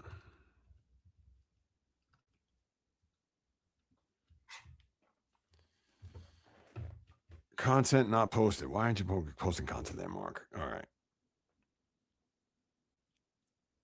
Admitting is what I liked. All right. All right, let me land this plane so I could get nourished. Have not eaten. With that said, people, that'll do it. Another episode in the books. As always, I appreciate you all for stopping by, carving out precious time out of your day to listen to what it is I have to say about the wonderful world, toy department of life called sports. And if you haven't done so, please subscribe to the channel here on YouTube at JReels. Of course, on Apple, Spotify as well. Throw me a few stars, write a review. I greatly appreciate it. And if you want to hit me up with any questions, comments, suggestions, you can do so at the following: Instagram, TikTok, Facebook, the JReels Podcast, or just JReels on Instagram. Twitter, JReels1, just a number. Twitch, JReels1, just a number. The old-fashioned way, the JReels Podcast at gmail.com. I'll be more than happy to follow up with you guys and gals, because whether you do or do not know, this is what I love to do, people. In the blood and the DNA, talking sports since birth. I'll be back Wednesday on the live stream at 12 noon, as you know, because anytime that I'm in front of this microphone and camera, I promise I'll deliver nothing but passion, fire, energy, fury, my thoughts, opinions, critiques, praise, analysis, feelings on anything and everything that happens in the world of the diamond, ice, gridiron, hardwood, golf course, racetrack, tennis court, boxing ring, octagon, you name it. From my lips to your ears, from my heart to your soul, from where I am to wherever you are, the JReels Podcast always comes correct, direct, and in full effect. Oh, is that right? I got to check that out. From the South Bronx, the South Beach, the South End, the South Pacific, and all points beyond. Peace, love, and God bless everybody. Enjoy the rest of your Monday. Hopefully, I'll see you all on Wednesday's live stream. And until next time on the JReels Podcast, on the flip, baby. All right, let me see these rest of these comments. Yes, J-Rod, you too. Thank you, Fuqua, as always. I did not make the issue, Mark, but if you want to say that, feel free. Because you choose not to for now. Yes, it is. Yes.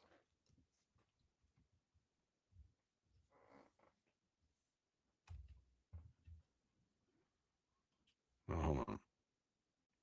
Yeah, see you in 5 hours. Go Tigers.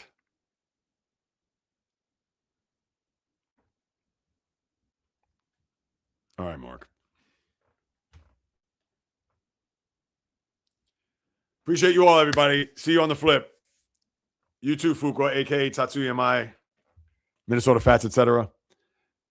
Signing off. Until next time on the flip.